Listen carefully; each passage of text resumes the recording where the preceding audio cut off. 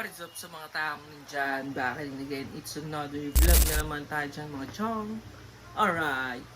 Kumusta mga kapatid? Sa panibagong araw na naman to at samahan nyo ako, meron tayong lilinisin na sombrero. So itong sombrero na to ay pinapalinis natin. So meron tayong lilinisan na 24 pieces na sombrero. Yon, so sobrang dami. Ano pang gagawin natin? Tara, linisin na natin. Let's go. Alright guys, so kagabi, ito na sila. So, ito yung mga block. So, meron pa dun sa sala namin. So, inuna ko muna itong mga block. So, makikita nyo yung tubig. Ayan, umitim na. So, binabad ko muna sa tubig. Ayan, so grabe yung tubig. Umitim, ayan.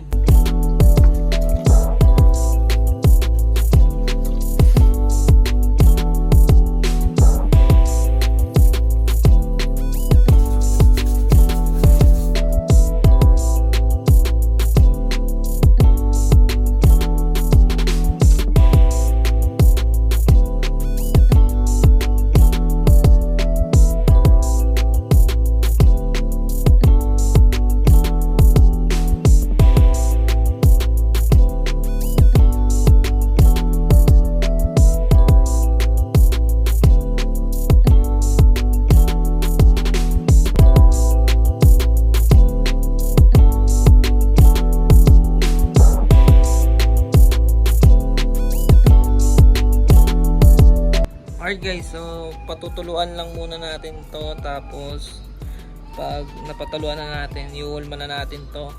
So ang isusunod natin na sombrero ay yung decolor. So ayan, so ito siyam na peraso na cup, okay na to. Okay guys, so ito naman yung sunod natin na lalaban. So ito, mga to, ayan.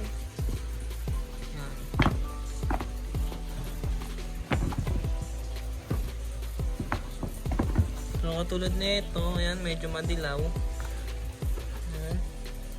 Medyo madilaw siya. So alam na natin gagawin natin dyan. Papaputiin natin to. Parang brand new. So, ayan, tignan natin. Dito na sila. So ito yung puti. Tapos ito yung mga decolor. So hindi ko na papakita sa inyo kung paano lilinisan para hindi mahaba yung video natin. So ipapakita ko na lang yung paghulma natin sa mga to. So tara, let's go. Okay guys, ito na sila. So patutuyuin lang natin yan.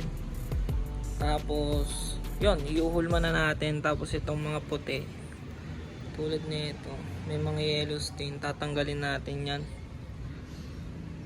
Tatanggalin natin yung yellow stain na yan. Yan. Tapos yan.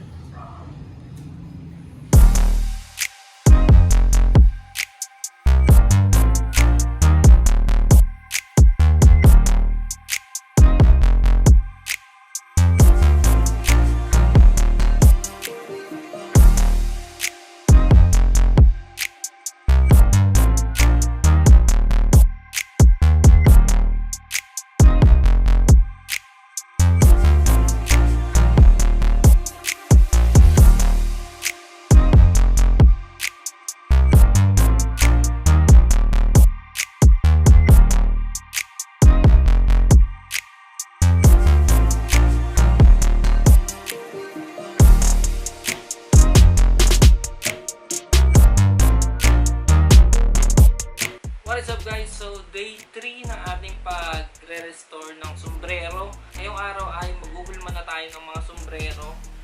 Ito na yung mga naka-line up na huhulmahin natin. So hindi naman siya gaanong lukot.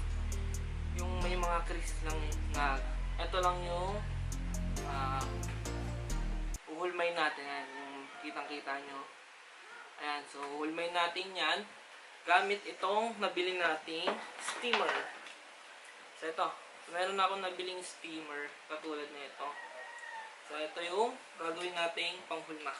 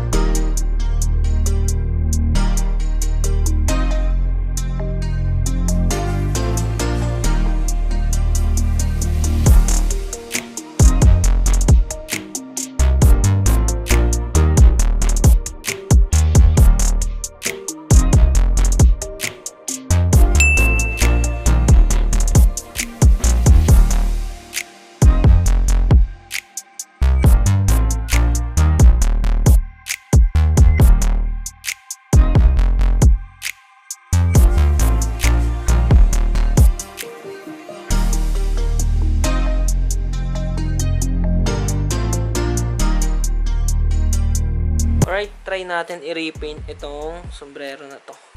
So, gamit natin itong Kikaw Suede Nylon Dye Paint. So, ito siya. So, dati itong sa sapatos ko. So, try ko lang din itong Kikaw dito sa sombrero. Tara, tingnan natin.